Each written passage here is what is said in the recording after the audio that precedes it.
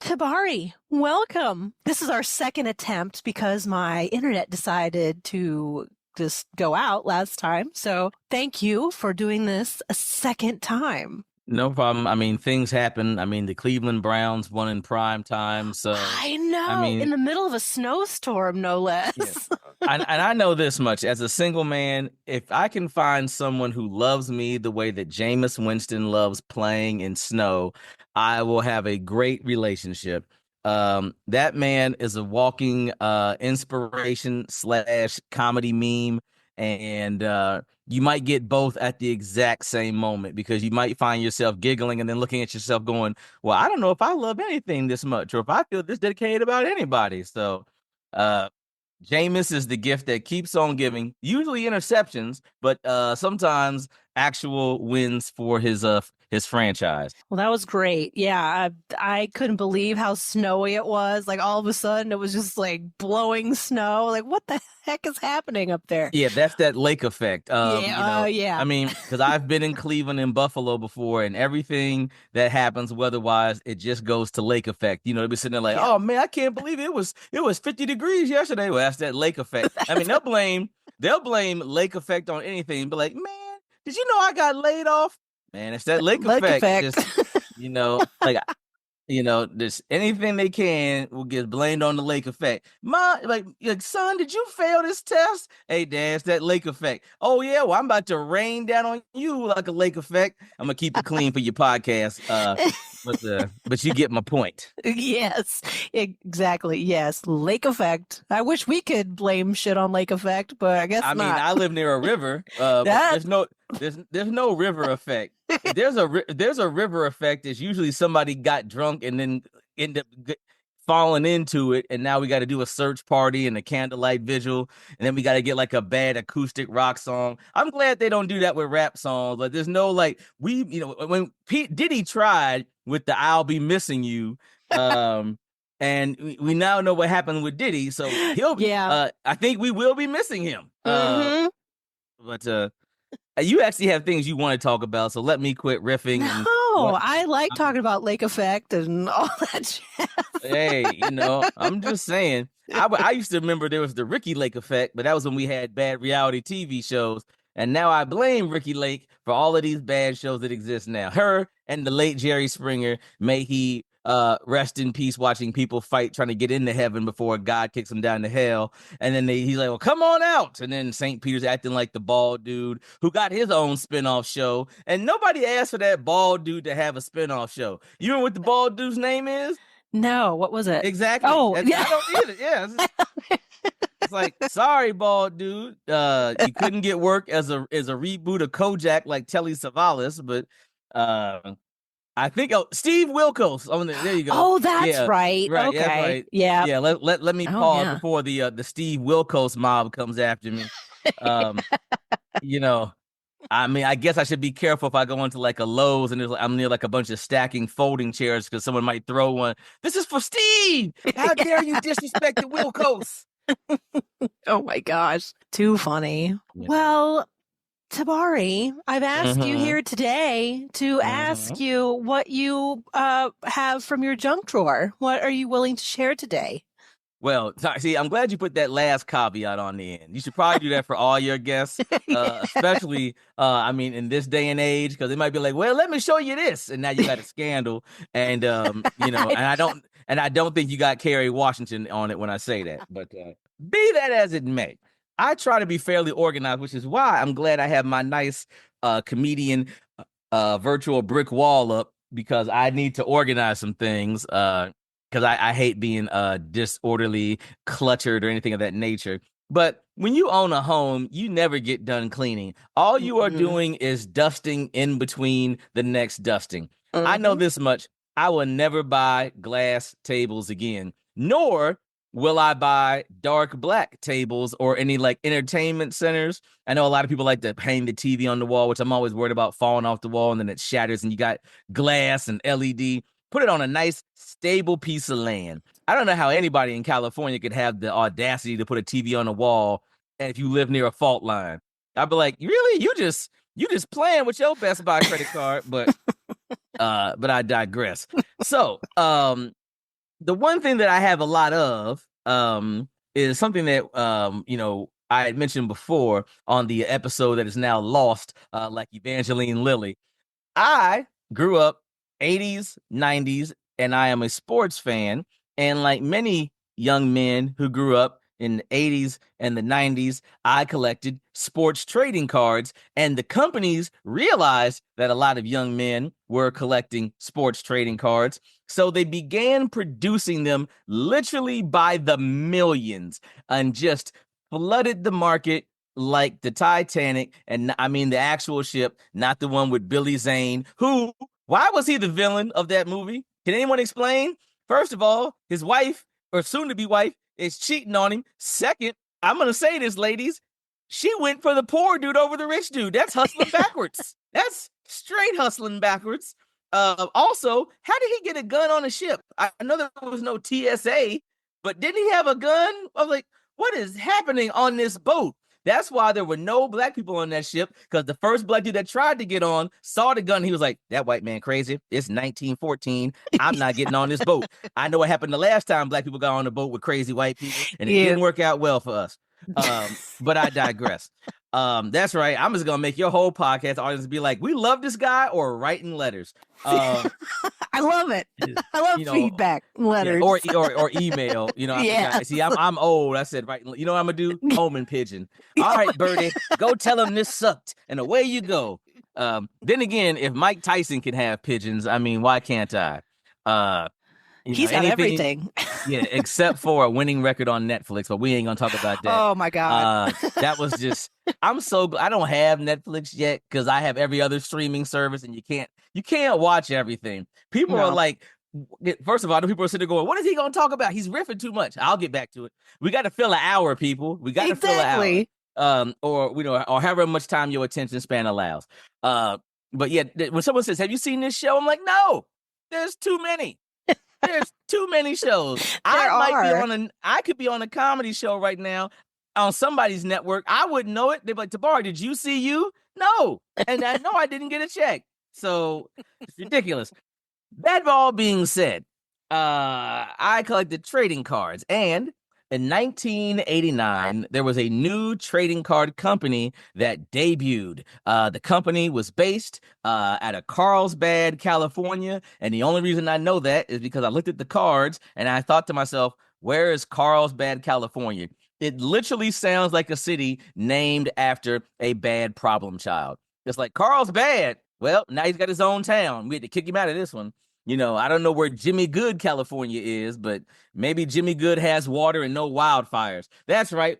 Second California diss. And guess what? I like California. Florida and Texas, on the other hand. Okay, now, I digress. I grew up collecting baseball cards, and in 1989, the Upper Deck Trading Card Company made its debut with its debut baseball set. And at that time, there was a young prospect who was taking the baseball world by storm. Why is it always taking something by storm, by the way? Can't you take something by like sunshine? That'd be nicer. I'm more interested in that.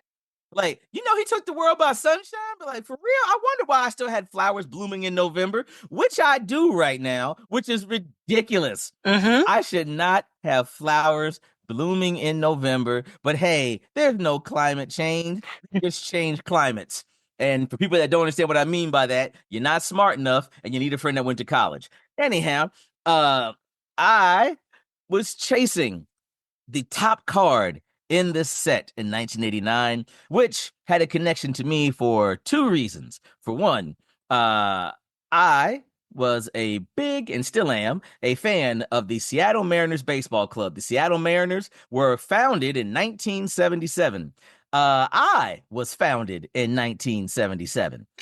So first connection, and neither one of us has won a World Series. So there's that. I've always liked Seattle, despite growing up in Cincinnati. All their teams had like blue and yellow, except for the Seattle Supersonics, who are now the Oklahoma City Thunder. I don't know. By the way, how are they not the Oklahoma City Cyclones? I've been to Oklahoma. Right. If you watch National Geographic or the First 48 on the A&E network, you'll know that Oklahoma is known for tornadoes and murder. Okay? Yeah. Murder and tornadoes. Tulsa King, Sylvester Stallone, murder. First 48, murder. National Geographic, nature murders the people that didn't murder the other people already. It is absolutely ridiculous. But I digress once again. So, I have always loved Seattle sports franchises. They are all my surrogate teams. I finally got to go to Seattle for the first time back in 2017. Lovely city. I'll be heading back, God willing, in 2025. So I love it out in the Pacific Northwest. The green trees, the green grass. Not so much the green that people like to smoke a lot, but hey, you do you. You do you. It's legal out there. And if you didn't know it was legal, the first billboard you see when you land at the Seattle-Tacoma International Airport, weed. There's nothing subtle about it. It's nothing subtle. They're very proud. They're not proud. They're very high. Yeah. They're like, I mean, that's all that is. People are like, how do people live in Seattle when it's so overcast? They don't know. Yeah. In their head, it is bright and sunny. Sunshine, lollipops, and I don't know the rest of the words, so I'll stop. But there's that. So the second connection that I have to this particular thing that I have from the junk wax era, as they called it, since they overproduced the cards, was that I grew up here in Cincinnati, and this young man, his father played for the Cincinnati Reds, part of the Big Red Machine, the championship franchise from 1975 and 1976. And then I hit the earth and they were like, that's enough of that. But they did win again in 1990. But I digress on that because George Kenneth Griffey Sr. was a member of the Cincinnati Reds. He was a member of the New York Yankees. And he also got to play to end his career with the Seattle Mariners. And in 1989, his son, as a hot rookie, Upper Deck seized the moment, as they say, and they made him card number 1 in their debut baseball set. The card was supposed to be a short print, which means that it's less than others. So they estimate that like Topps made like 3 million cards a year of each guy. So maybe Upper Deck maybe 1 million, or I don't know. I don't know the numbers. I didn't work for the firm. I just know it was a short print and I spent a lot of money trying to find it. And then my dear mother, my very kind mother, bought a box of Upper Deck baseball cards, which was expensive at the time because they were about $100 to $120 a box. That was unheard of in 1989. This is, of course, during the baseball card boom, when people started looking for all the cards in the garage that their mom or dad threw out, and then realizing that they were in short supply, and then they became really valuable. So we all saw nothing but dollar signs. And then the companies were like, well, we're just going to keep making them. And that drove the market down. An idea of supply and demand in real time, if you will. And by real time, I mean 30 years later, look at it like, what? So there's that. So my mom had bought this box and she would let me open a pack whenever I had like a good day or a good test or something, because my mother is an educator. She went into education on purpose. I went into it because I worked as a journalist and no one reads newspapers under the age of dead. So I eventually had to get a job in education, and I have jokes about my former students on my special on YouTube, which is Be Happy, because in case people haven't figured this out, I do stand up even though I'm sitting down. I'm that quick, people. I hope my former students see it, because whenever I see my former students now, I just go, so how you like adulthood? And they're like, you tried to tell us. I'm like, that's right, you little bastard. Yes. I tried to tell you. That's why for any parent listening, oh, you were at home during COVID and you had to spend all day with your children. Oh, now you know what we dealt with, you little dumbass kids.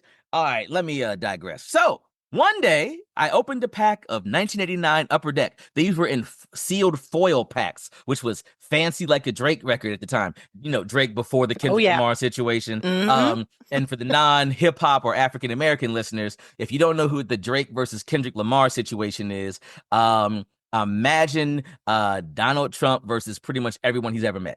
All right, so I after trying and trying and trying and spending allowance money and everything else, we landed two, not one, but two George Kenneth Griffey Jr. rookie cards in one pack. And I ended up at one point in time having a total of 5. Now, this card is still the most valuable card from that set. The thing is, nowadays with trading cards, they are still worth a lot of money. I have had some very good fortune earlier this year because I had made some good moves and I've made some bad moves with trading cards because they're literally like buying stocks. Some people invest in the Dow Jones. I'm just glad I didn't invest in former New York Giants quarterback Daniel Jones. Because that's how these things go. Yeah, nowadays you got to get the cards graded, and that's where someone will take like a jeweler's eyepiece and they'll look at the card for flaws and they'll look to see how the centering is, are the corners sharp, are there print roll marks, all these things to try to find the ever elusive gem mint 10. And the higher a card is in the grade, the more it will sell for. The lower a card is in grade, the less it sells for, unless, of course, you happen to be sitting on like a 1939 Goody Gum or a T206 Honus Wagner, all these various rare cards from before Black people were allowed to play baseball. And they said a lot of things about us that they can't say now unless they have a rap album. So, you can get the right things now, like an Ellie De La Cruz. Ellie De La Cruz has been in Major League Baseball for less than 2 years. And I know that one of his cards that was autographed, that was a 1-of-1 Bowman Chrome Superfractor or something or other. I didn't have it. Sold for like $32,000 like a month or two ago. Good Lord. Yeah. Why can't I have?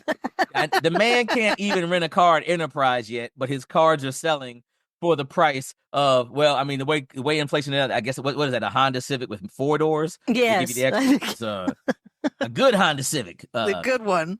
You know what kills me, by the way? Why do people buy Honda Civics that are like souped up? Why would you buy a top-of-the-line Honda Civic? You buy a Honda Civic because you want to be efficient in your budget. You don't want it to break down. But who's getting fast and or furious in a Honda Civic? It doesn't make sense, okay? They've made 10 of those movies with like 2 spinoffs. I don't think I've seen. Maybe there was one Honda Civic when they had a bad budget, but besides, I'm off topic. The fast and the fuel efficient. Yeah. Oh, yeah. Yeah. Exactly. You know what you'll never see in one of those? A Tesla. No shit. Yeah. You can't be fast and furious when you can only go 226 miles. And you got a recall notice every 3 months. But let me stop before the overlord that is the man whose last name is a cologne does something to me, because I am very scared for the future. I don't know what your audience's politics are, but you figured out mine. Yeah, mine too. Right. We're in the same boat. Yeah, well, hopefully not the Titanic, but at this point in time, I feel like it. At this point in time, it feels like we're all on that boat and we're all just near a window seat. I don't know what so, like I'm trying to get all this out of my system before next January 19th, because you know what? Let me not go down this road. This is a happy podcast. I don't want to depress people. Like I read too much. I stay too informed. Yeah, me too. It's woo. Man, I don't drink alcohol, but I know that Ohio did legalize weed, and man, I'm getting closer to looking at gummies like they ain't Flintstone vitamins. Let me stop. But yeah, so to answer your original question that you asked like 20 minutes ago, I still have a ton of old baseball cards, and I know I go to shops, I go to shows, and I hate to see like guys who are like my age who haven't been in baseball cards in a while, and now they see it's a $1 billion, near $1 trillion industry. It feels like, I know it's in the billions. Trillion might be an exaggeration, but it's not. It doesn't feel like it's far off. But you see these guys in like their late 40s, early 50s, early 60s going into baseball card shops, and they're like, I have a 1984 Darryl Strawberry rookie.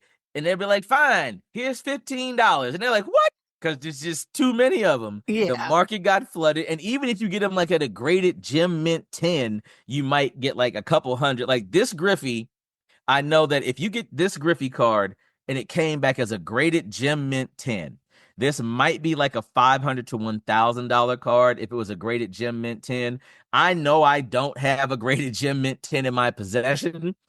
I would love to. I've seen some going at between $500 and $1,000, but I know this much too. I've learned from having so many cards from what they call the junk wax era. Wax being that the cards used to be in wax packs. Okay. They would be sealed, and then you would open the wax pack. And then Upper Deck put theirs in foil packages to make theirs fancy. Yes. Second time going back to that Drake song. So Upper Deck was cutting edge with it had different photography, and it had a higher grade of photo, it had a higher grade card stock and all of those things. But it's just one of those things where it's like, man, I thought I was going to be rich, and no, did not happen. Nowadays, you can buy so that Upper Deck box, that is below what the average box of trading cards costs now for sports. Most sports trading card boxes now are at about the $250 mark. Ooh. There are some packs of cards that can cost $2,000 to $3,000 retail. You have no idea what's inside. Oh my gosh. It's literally an ultimate gamble. In 2020, when the trading card market got hot again, kind of like a Ricky Lake guess, because I used to be fat, but now I'm all that. Shout out also Jenny Jones. Oh, yes. Oh, I knew all of those. Because the thing was, Sally Jesse Raphael. The 90s was great. You would get home from junior high or high school, and then you could just watch trash adults all day. And it's like, I'm supposed to grow up to be one of these people? But yeah, you just sit there and you have all the cards, and the boxes now, though, are like $250 on average. I bought a box of cards earlier this holiday shopping season. I had a credit on a website called, well, I'm not going to give them a free commercial. They get enough money. But let's just say it rhymes with schematics. Anyhow, I had a credit on one of their apps because I got a membership to the top grading card service. Like I was going to have money to grade all these cards I have. I bought a box, and I got 3 cards that have a grand total in value of $10. The problem is that the box was $160, but I had a $60 credit. So I basically lost $9 per. Well, no, it was not. I lost $30 or $39 per each of those cards I got, and those were my 3. But that's the thing. You're literally chasing dreams. There's a card shop here in the greater Cincinnati, Northern Kentucky area. They just posted yesterday a kid who looks like Jonathan Lipnicki. And if you don't know who Jonathan Lipnicki is, ladies and gentlemen, go look him up then before you look him up now. But he looked like Jonathan Lipnicki, little kid, pulled a Ellie De La Cruz card that is like super duper hydra crazy rare, and now he'll be able to probably attend college for a year because you know how inflation is going at this rate. Yeah, so it's like the best card I ever bought. And after he won his first Super Bowl, I went on eBay and I bought an autographed certified where the company paid him to sign it, not someone saying I ran into him at like a Chick-fil-A and got it, but I got a certified autographed rookie card of young Thomas Edward Brady, and I got it for $80. I'm not going to say how much I sold it for. I will say that had I sold it last year, I would have made $2,700 more than I did, but I waited too long, and I got it graded because I was hoping it would come back as a 9 or at least an 8.5, and it came back at a 7. And 7 is my favorite number, except for grading cards.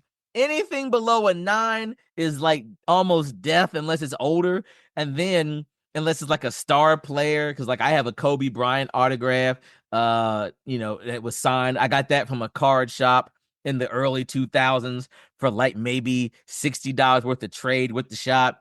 And the last time I saw the card that I have sell, it sold for like $1,000 or whatnot. But if you go look on like eBay and some of these other websites, like when I mentioned 2020 when the pandemic happened and everyone started rediscovering trading cards, because they were trapped with their family, and they're like, what can I find that brings me joy? So the 2020 Panini Prism football set. Panini Prism is like their most desired football line for the most part. The retail in those boxes, I think, was maybe $200, and they have different varieties of boxes. If you go to a Target or a Walmart, you'll see little small ones. They call those blaster boxes. Because I guess they call them that because they don't blast your wallet as hard, but they're still $20 to $35 and $40.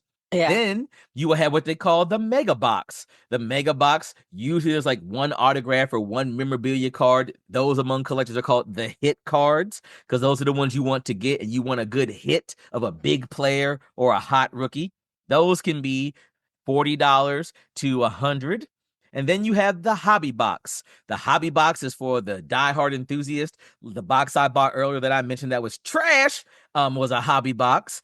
It had 3 guaranteed hit cards in it, but all 3 of my hits were strikeouts because nobody would take them. Now, I always say this. Yeah, you made the major leagues and I didn't, because I gave up on hitting a curveball when I was 15 at a game here in Cincinnati in Indian Hill playing, and a guy threw a curveball. Yes. Oh, I forgot you're in Ohio. Yes. Yes. A kid threw a curveball. I thought it was going to hit me. I ducked. The umpire went strike, and I was like, well, we're done. So that was the end of my career. And I was a good hitter up until that curveball. To give you an idea, if you don't know what a curveball is and you're not a sports person, watch the 1989 movie Major League, starring Dennis Haysbert, who some of you may know as the president from 24, or the insurance guy. You know what's funny, though? Like, actors, if you get more than 3 credits, you're doing well. Like Michael B. Jordan, for example. He was Killmonger in Black Panther. He is Apollo Creed's son, and he was the guy in Fruitvale Station. So he dies in 2/3 of his movies, and the one that he doesn't die in, his daddy died. So he's just collecting the check. It's fine with him.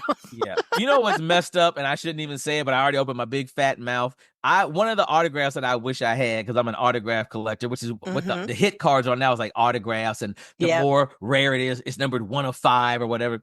Chadwick Boseman, I'm so sad that he passed away, because he played Black Panther. He was supposed to do a signing, and it kept getting delayed and pushed back, and we were like, what's going on? And then it came out that he was sick. And I had said this jokingly before he had passed, and then I was like, uh-oh. I said, Chadwick Boseman was great at playing historical dead Black dudes. Because if you know Chadwick Boseman's career, he played James Brown. He played Thurgood Marshall. I think he played one other guy who's escaping my memory. He played Black Panther. They had to kill that character because he passed, and then he passed away. I used to think to myself, if I was a famous Black dude and they're gonna make a biography about me, and they're like, who you got? Chadwick Boseman. I'd be like, no, you don't. We ain't making this movie. But R.I.P. Chadwick. Yeah. But yeah, the junk drawer, I don't know what I'm gonna do, because I still have a ton of cards at my parents' house. And it's like, I gave away 3 boxes of cards to a store yesterday that collectively I had spent probably $200 on those 3 boxes. And the return on that investment, honestly, was probably $20. But earlier, last year, there's a company, once again, that is now owned by Schematics, because they are dominating everything, and it's a monopoly, but the government doesn't care, because we don't fight that. We don't worry about who's going to the bathroom. Boy, am I putting myself on another list. Notice I said another list, because I'm sure I'm probably already on one. Oh, I'm in trouble. Remember me when I'm gone, everybody. And just don't do no candlelight visuals. Donate to like the United Negro College Fund before they ban that or something. And I didn't even go to a Black college, but hey, it's a diversity scholarship. I don't know what to tell you. Invest in a Black business, and that doesn't include buying sneakers, because those are owned by Nike.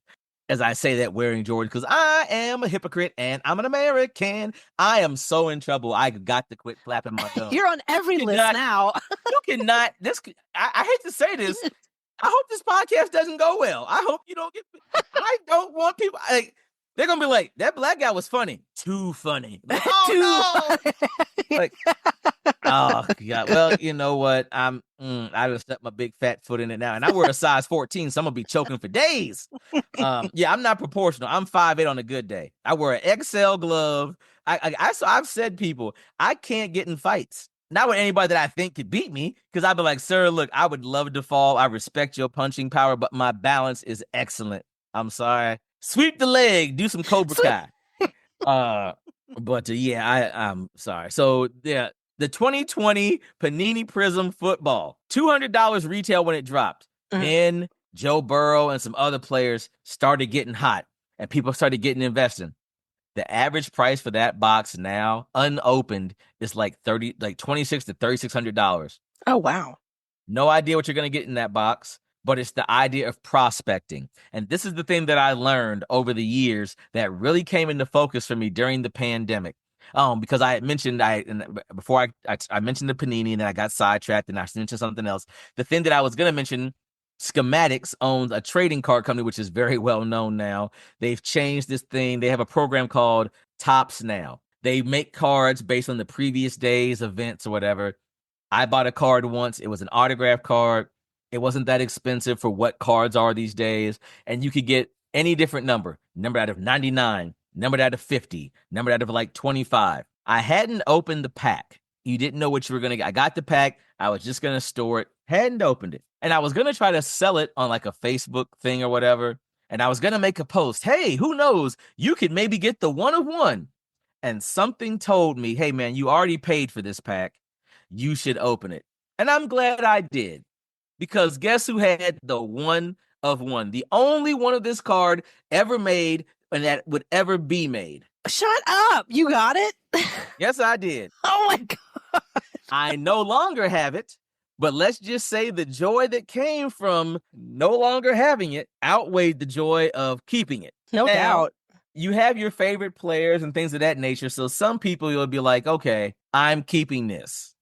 If I had a one-of-one Griffey, I'd probably keep it until like I needed to retire and then like, help pay for like my daughter's wedding or like a grandkid's graduation. But I have no kids and no wife. Yeah. Comedy comes from pain. Any comedian that's well-adjusted or is in good shape and looks good, he's probably got bodies under the basement. Or her.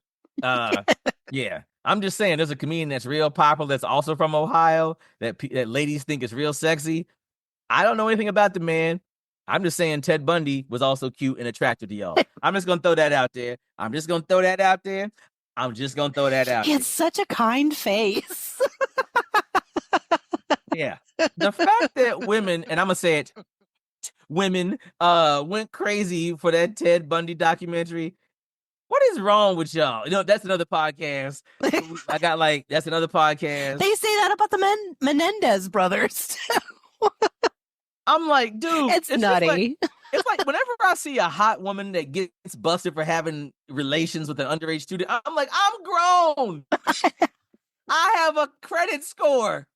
I bought a house on HGTV. I can act like I can't read if it turns you on. Miss Jones, what is this word? This word is lust. What's this word? Jail. Oh, okay. Like, why?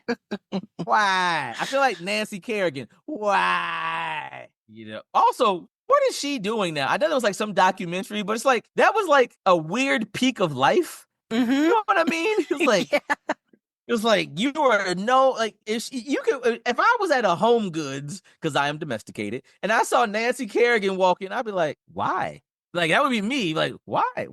Like, I hope she's got like her money saved and this and that. Like, I don't want to go somewhere and just see her with a name tag that says Nancy K on it or something. Just because Nancy G is mad about her, so she's like, I'm the original Nancy up in here. She's Nancy K. But poor Nancy. I don't know. Yeah, well, at least she's not a Karen, because that's not her name. I think we call the male Karens Kevins. Yes. It's just too much. I don't know what you would call a kid that's a Karen or a Kevin. I can't think of an asshole. That's what you call. Well, there you go. Coming in strong. Yeah. For anybody still listening at this point, I mean, if you're not liking this, I don't know what to tell you, because it's not going to change on my end. And if you are liking this, TabariMcCoy.com. TabariMcCoy.com. 2 albums. One, Laughing with a Panther, the cover of which is a parody of an old LL Cool J album, Walking with the Panther, released 2013, Rooftop Comedy Productions. It is available on streaming or a physical copy at one of my shows if you still have a CD player, and if you do, God bless you. Help me get these out of my house. Also, 2018's Remarkable. I wanted to call the album Black Charlie Brown, but the record label wouldn't let me because they were more concerned that the Schultz estate might sue. And third California reference, I was like, they should probably be worried about the wildfires in California, not a comedian in Cincinnati, Ohio, who is literally thinking to himself, is Coinstar a safe investment? Okay, like that should have been and then in 2023 I had a 1-hour special hit YouTube called Be Happy. Some people hated the COVID jokes at the beginning, and then guess what came back last year and this year with a somewhat of a vengeance? COVID. So all of y'all can suck it, and if you suck it, I hope you get COVID, and then you can look at the jokes and be like, I told you so. Okay, because I had COVID again this year. It's stunk. Yeah, it sucks. Absolutely terrible. I don't know what's worse, having COVID or watching the average Chicago Bears game. And I can say that because the Dallas Cowboys lost today. Won today, so I couldn't make that joke. Sports. Nice. Well, I could try throwing like a Bachelor or Bachelorette reference, but man. Speaking of your albums, are you going out on tour or doing any shows soon? I am half Mike will travel. I always get slower towards this time of year. Because I am not at the level where I can fly everywhere, so there's a lot of driving. And like I could have, like there was a gig I could have put in for in Wisconsin in January. No. January in Wisconsin. I like Wisconsin when it's above 50. Yeah, no shit. I like Wisconsin when it's above 50. Yeah. So nope, no chance. Unless you're gonna have me come and headline, and it's gonna pay for the hotel and the flight. Otherwise, I will see you when the grass and the blooms are black. Back or black? Well, if the blooms are black, something probably didn't happen. Back. Freudian slip. Well, they will be black when all the environmental acts are repealed. It was 80 in November in Ohio. There's no global warming. Well, there's warming in Ohio. I don't know if all your guests, do most of your guests just like stick to the script and it's very pleasant with like an NPR undertone? And then you have like, I'm assuming your first black guest and possibly the last. And then he just comes on and he's just like, and then the thing, and the hi, and the wow, and the baseball card, and money, and sneakers. And I am doing black people no favors. I am a much calmer individual. I have 2 college degrees. I have a home that I bought on HGTV. If you can find the episode, feel free to upload it to YouTube because it's not there and I need the views. I was on a show called Property Virgins. You were on that show? I watched that show. Oh my God. It was a Canadian-based show. Yes. And they made an American version. And the original host, Sandra Rinamoto, the Canadian would only come out when she would say a boot. That's fantastic. Like, you know what? I'm surprised. We're worried about like all these other countries declaring war on us, between South Park making fun of Canada for years and, you know, us like killing John Candy by not stopping him from eating and all the other stuff that we done. We know we make fun of Celine Dion, and I've already made fun of Drake twice. I'm surprised Canada just don't be like, you know what? We're going to take them out, eh? Like we got, like, you know, they come down here on moose back and just start taking us out. I mean, I've never seen one in real life, but I've seen them on videos. Moose, which also we need a plural. Couldn't it be mooses? Is it mooses? Meese. Well, no. See now see, Mises is according to Jinx the cat from the old cartoons because he hated Mises to pieces. Yes, if you saw somebody riding down the street on moose back, you would at least be taken aback. You'd be like, I think I'm going back in the house. I don't know what that man's got going on in his life, but he's on a moose. Unless you're one of those stupid people who goes to like Yellowstone and gets up next to the buffalo and now, ma'am, I have resisted this urge for 40 plus minutes to sound like a 1990s Def Comedy Jam black comedian making fun of melanin deficient people. Oh my God, I wish you would. But you find me the video of the black dude, and he ain't even gotta have no stereotypical black name. You find me a black dude named Rob. It ain't even gotta be no Dequarius. Find me any black dude. Like, I think it's a good idea if I walk up to this wild animal in its environment and start to screw with it. Never. There was a Never. video, as a matter of fact, I saw of a week and a half ago of some white dude messing with a moose, and I'm like, Yeah. he has antlers. You have a cell phone. I said, you better flash the flashlight or something, man. Just move side to side. Maybe they have poor horizontal lateral movement. Just dumb. There's a But this lot is of why. stupidity. But this is why y'all. I told somebody this last night at a comedy club. I did a guest set. I was talking about it in the green room. I said, I know why y'all run the world. Because y'all look at Mount Everest and go, I'm a climate. And black people that can go, that's cold. That's real cold. We ain't going up there. Ain't going up there. And you know what? I'm keeping it censored. I'm keeping it calm. Let me not go full Def Jam on that one. Oh, I I don't want wish to you go would. Cat Williams on it. And then the white people go all up the mountain. They just have nothing but reckless abandon hopes and dreams. No plans. Just Oh my God, absolutely Tabari. ridiculous.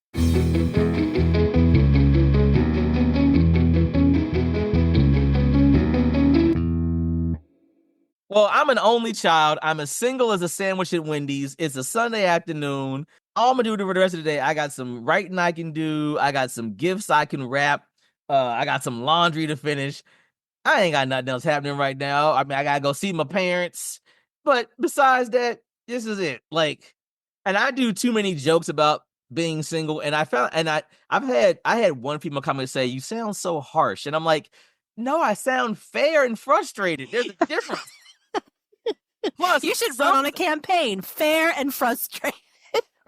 I mean, but certain things I'm like, do people not realize certain things are exaggerated for comedic effect? I'm like, I speak in complete sentences and hold doors, which is, I'm like, and you know what? When someone walks through a door and you held it and they didn't, you should be allowed to go up and triple. You'd be like, you know what I mean? I'm like, just like, I don't want like a purge.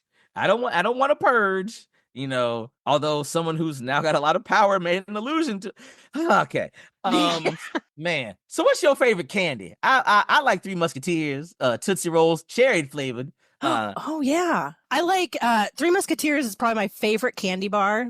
Nougat. I don't know what nougat is, but it's I don't either, but it's delicious. it sounds good coming off the tongue. Yeah, Like if I was on a date, I'd be like, girl, about to give you some of that nougat. She'd either be enthralled or reaching for mace, but it's gonna be an interesting evening either way. You should just walk up to your husband and be like, hey, guess what I got for you?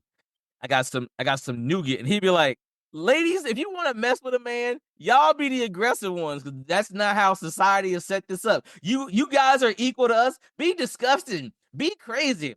Just walk in a room with like a tape measure and like a bowl full of like strawberries, and don't say nothing. Just stare at him, and he'll be like, well, are we measuring the what? He'll be all jacked up. He won't know what to do.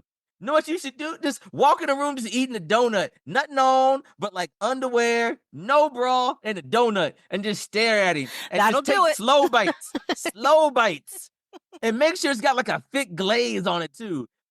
And then he'd be like, hey, you want to do something? You'd be like, I would if you would clean the dishes, and then just walk out. Those dishes will be spotless. Spotless, I tell you. Oh my God. So do you do online dating, or you just try to I've tried, date wild? but the dating apps are trash. I just literally started doing a new joke about this. I said, because, you know, when you first get on the dating apps, you're like, I'm going to find my soulmate.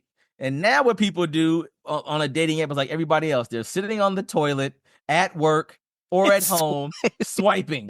They're going to swipe themselves later, hopefully. And then they're sitting there swiping. And I was like, I did a joke about this literally last night. I said, it's so dehumanizing, because it's like a Pokemon and you're trying to catch one. you don't want them all. They're trash. And I know that men are trash a lot. I know that because I said this several times. I said, ladies, I know that men are trash a lot because you've had sex with many of my friends. So I get it. I know that we're not that great, but some of you should see, I screenshot them like baseball cards. You know what's in my new junk drawer? Screenshots of dating app profiles.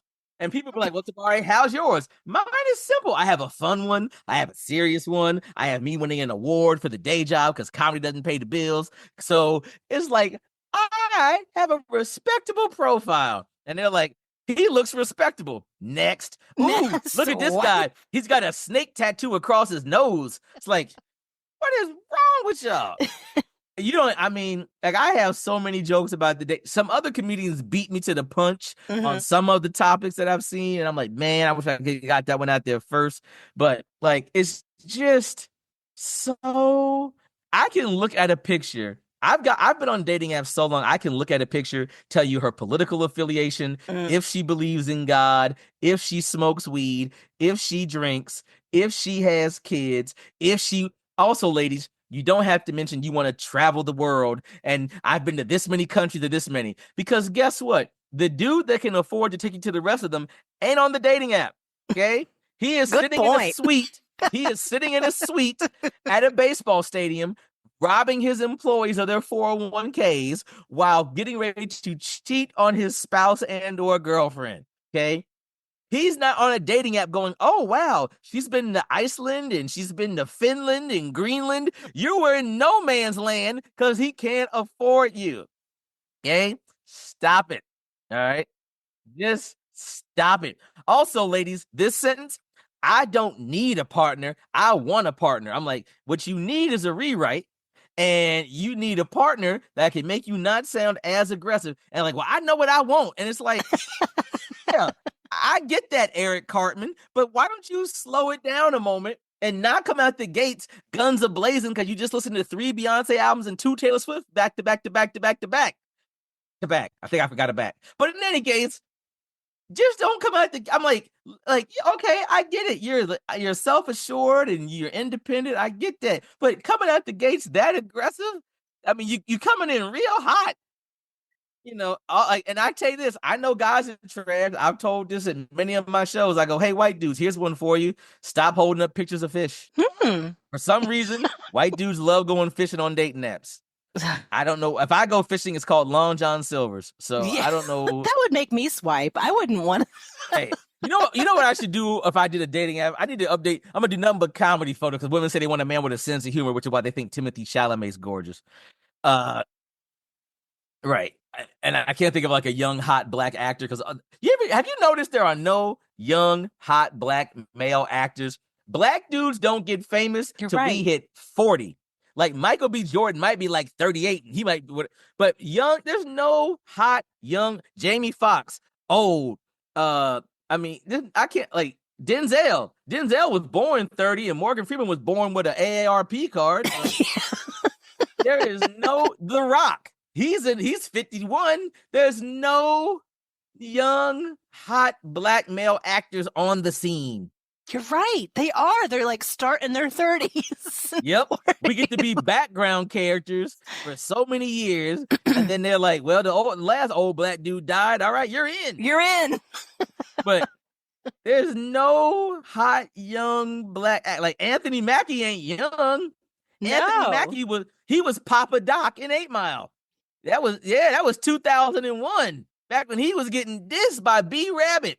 And I still to this day hate the name of that because that B Rabbit, that's such a bad name. I know he's right, but B Rabbit, first of all, B is short for bunny, so B Rabbit is a terrible name. If you're gonna do rap battles, his mailbox, B Rabbit. I'm like Bunny Rabbit. That's one of the worst names of all time. It is bad. I'm not losing to a dude named Bunny Rabbit. I'm hunting wabbits. It's wabbit season.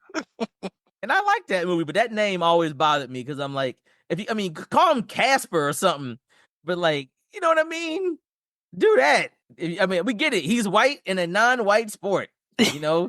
It's why I used to know every black hockey player, but now we've made strides and I don't know them anymore. I'm just like, hey, here's another one. I still not watching, but all right.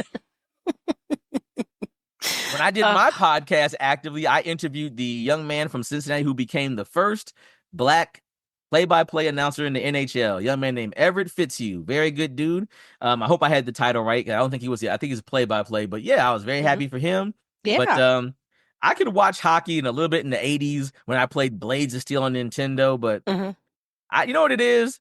And this is the most xenophobic sounding thing that I'm going to say. So maybe this will balance out everything else that the people said was too liberal earlier. A lot of umlauts. In hockey. Yeah. It's a lot of dudes from countries where they talk about things like defrost killed all the crops, which is why I learned how to play the game. There's no emotion, just like just knowing like all the joy has been sucked from their face, and then they score the goal, and then they're real happy. Then they become Americanized, and then they forget their homeland, and then you see them back there at the Olympics, and they're like, we are so happy that he is home for the hope and the inspiration. I'm just saying. Oh, so you know what? As a matter of fact, here's something. Since I don't know if we have any other junk questions, I had like I still have some letters from girls from high school back when I thought that I was gonna find true love, and I was a You sad do? romantic. Yep. They must have been special. Nope.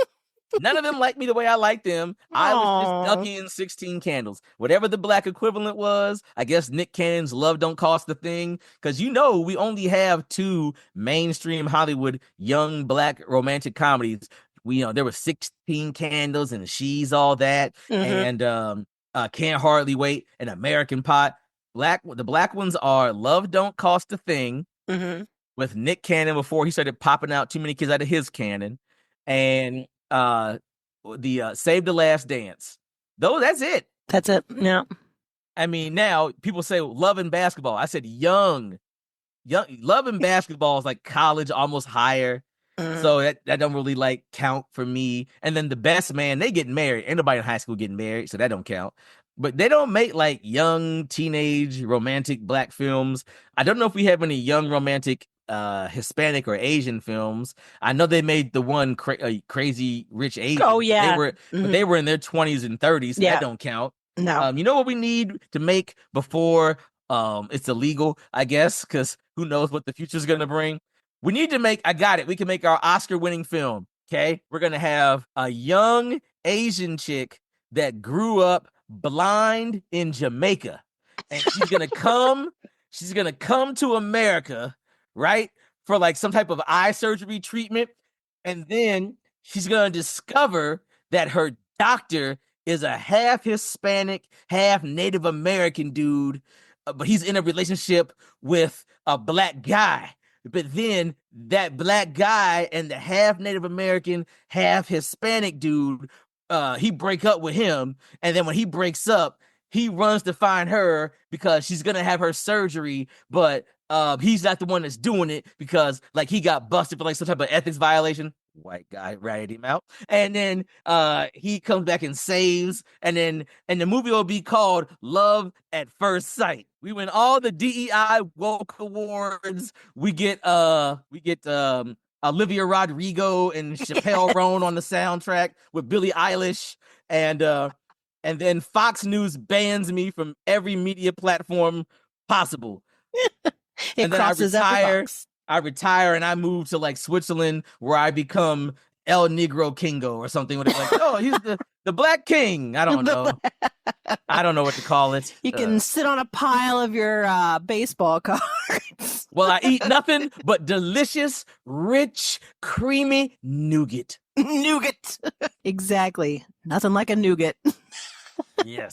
And I'm telling you, ladies, get creative. Keep a man off balance. Because here's the thing. People get familiar, and familiarity breeds contempt. Okay? Fellas, be spontaneous. Buy her flowers on a Tuesday. And she's like, what'd you do wrong? Be like, you'd be like, forgot to tell you how much I love you. And you'd be like, aw. And then, yeah, you got to keep her off balance. So that way, because she'll complain when you're not paying attention. You keep her off balance, she can't complain. And then she just shows up one day naked, wearing nothing but Twizzlers that she had wrapped into like a brassiere, like some type of weird whatever. And then you could be like, want to come to Candyland? Like, oh, it's my birthday. It's a great idea. I think you're onto something. You got to keep things spicy and interesting, okay? Why do you think that these fast food restaurants keep introducing new products? Chicken is chicken, okay? But remember when KFC took away popcorn chicken? We were so mad. At least I was. You got to keep it interesting and new. Think about the Love Boat theme song. Was it exciting and new? Yep. Yes. That's why. Whether it's your relationship or your junk drawer, always check because you might have your own Ken Griffey Jr. rookie card hanging in there. Now, that's how you tie up an interview, ladies and gentlemen. That is. Bam! I brought it right back. I got the nougat reference. I got the Griffey reference. I made Democrats happy. I made conservatives happy if they stuck around to the end. So maybe they'll put that in the letter, like, don't kill him, but like, take away his sneakers or something. I don't know. Perfect, Tabari. Perfect. Couldn't have asked for a better interview.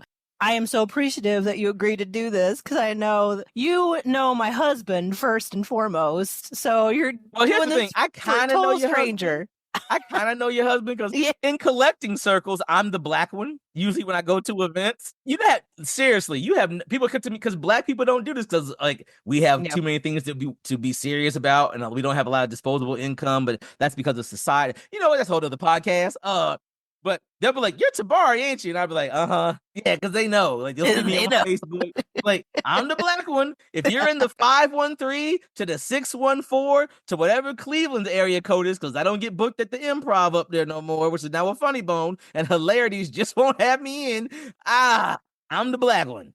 That's not signing autographs because I'm not an athlete, You know what's funny? Sometimes I've seen the black dude. There's a dude named Howie Kendrick. I was autograph chasing at a team hotel. He came out, he saw all the other dudes and me, and he did a double take. He was like, "There's a black one?" I was like, "Yes." And I was like, "You can't make too much of a double take because you're a black dude named Howie." Oh my God. Nougat.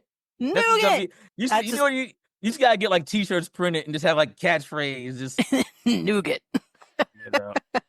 Awesome. Maybe I should take my own advice and work on that. So maybe that's what I'll do. But yes, I'll come back and I have the official nougat towel or something or whatever.